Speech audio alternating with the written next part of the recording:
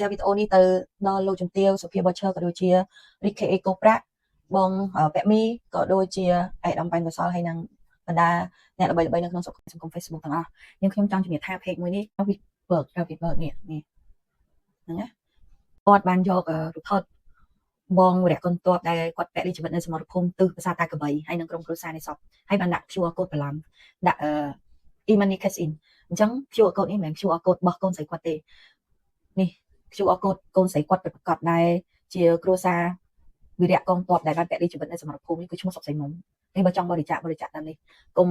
បរិច្ចាគតាមនេះព្រោះ page នេះគឺបោកអា Facebook នេះគឺបោកទេនេះខ្ញុំចង់ជំរាបទៅដល់បងប្អូនអញ្ចឹងថាសូមឈប់ទៅលោកអើយកុំឆ្លើងសង្គមពេកព្រោះអីយើងនេះសិតតែ comment ដាក់ RKA កូប្រាក់ពេកនេះចាំច័ន្ទរាឯកឧត្តមប៉ែនកសលដើម្បីសុំជំនួយជួយទៅដល់គ្រួសារប៉ុន្តែបើសិនជាចង់ជួយគាត់មែនហេតុអីក៏មិនព្រមដាក់ QR code របស់កូនគាត់ផ្ទាល់សិតតែអីសូមជួយគាត់ផងហើយនេះសិតតែដាក់ QR code កូនគាត់ផ្ទាល់តែក៏ពិតមែនទេឈ្មោះកូនគាត់មិនមែនអញ្ចឹងទេហើយសិតតែដាក់ e-money cash in ដែលមានឈ្មោះអញ្ចឹងដែរលោកឯងមកបោកតែវិជាពលរដ្ឋឯងហ្នឹងចង្រៃថៃព្រមបាញ់អាពួកឆ្លើងសង្គមចុះឲ្យងាប់អស់ទៅពួកឆ្លើងទៀមសំបីតែសពក៏រកស៊ីលើដែរហួសហេតុពេកហ្មងក្តៅចិត្តពេកតាមពិតខ្ញុំអត់ចង់ចេញវីដេអូហ្នឹងឯងប៉ុន្តែវាហួសនឹងខ្លាំងពេកហើយសពលោកពូកំពុងតែធ្វើបុណ្យនៅភូមិអង្គរជ័យឃុំសន្លប់ស្រុកត្បូងឃ្មុំខេត្តត្បូងឃ្មុំហើយកម្មវិធីនៅថ្ងៃទី22នេះគឺយើងចូលរួមចឹងបើសិនជាបងប្អូនណាចង់ចូលរួមអាចចូលរួមបាននៅភូមិអង្គរជ័យឃុំសន្លប់ស្រុកត្បូងឃ្មុំខេត្តត្បូងឃ្មុំ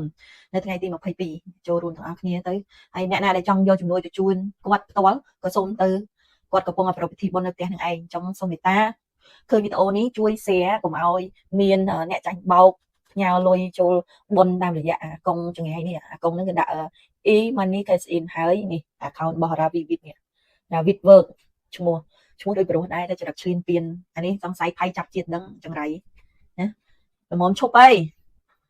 ល្មមចេះជួយជាតិខ្លះហើយកុំបង្ករឿងនៅក្នុងសង្គមពេកគ្រួសារគាត់កាត់ទុកខ្លាំងណាស់ម្ដាយចាស់អាយុ90ឆ្នាំចាំមើលផ្លូវកូនមកវិញប្រពន្ធកូនឈឺពេញផ្ទះអាណិតគាត់ផង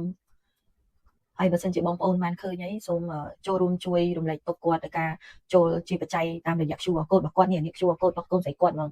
សុកស្រីមុំនេះហើយខ្ញុំឃើញអ្នកបងប្អូនមួយចំនួនបានទៅដល់ផ្ទះគាត់ហើយបានយកជំនួយច្រើនទៅជួយគាត់ខ្លះដែរចឹងសង្ឃឹមថាបន្តជួយគាត់ទៀតទៅព្រោះអីគាត់គ្រួសារគាត់លំបាកហើយអាណិតលោកយាយ90អីនៅចងចាំកូននៅតែពេលព្រឹកខ្ញុំយកថវិកានិងអំណោយមួយចំនួនតូចទៅជូនប្រពន្ធគាត់ទាំងអត់ទាន់បានតំណឹងថាគាត់ពាក់លីទេតែនៅពេលដែលគាត់ខ្ញុំចេញមកប្រហែលជាស្អែកឡើងទើបដឹងថាគ្រួសារគាត់ពាក់លីហើយអំណោយធំណាហើយកុំយកពេលហ្នឹងទៅរកស៊ីអាណិតគេផងគ្រួសារគេកំពុងតែមានទុកយកមុខរបរទៅរកស៊ីអញ្ចឹងវាល្មមឲ្យលោកឯងព្រមចង់ឲ្យថៃដាក់ចំមកភុះហើយមនុស្សចឹងបាច់រស់ហើយមនុស្សចង្រៃសង្គមអញ្ចឹងខ្ញុំមានប៉ុណ្្នឹងសូម share តហើយកុំឲ្យបងចាំច័ន្ទរាហ្នឹងបងឃើញហើយក៏ RKA ហ្នឹងឲ្យគាត់ឃើញហើយកុំឲ្យគាត់បាញ់ទៅ QR code ហ្នឹងសូមផ្ទាល់ទៅកូនស្រីគាត់ទៅហើយបើមានអីឆ្ងល់សួរខ្ញុំទៅខ្ញុំក៏ជាអាជ្ញាធរមួយនៅក្នុងឃុំហ្នឹងដែរចាអរគុណជំរាប